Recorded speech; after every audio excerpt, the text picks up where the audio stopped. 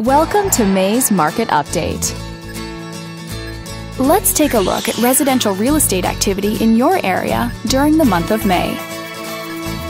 The number of active listings was up 18% from 1 year earlier and down 12% from the previous month. Even so, buyers still enjoyed a greater selection of homes today than they did 1 year ago. As you can see, the median listing price for the month was just under $900,000. Compared to last year, the average number of days that units spent on the market before being sold was down 26%. This lower number of days may signal a positive trend in the local inventory turnover rate.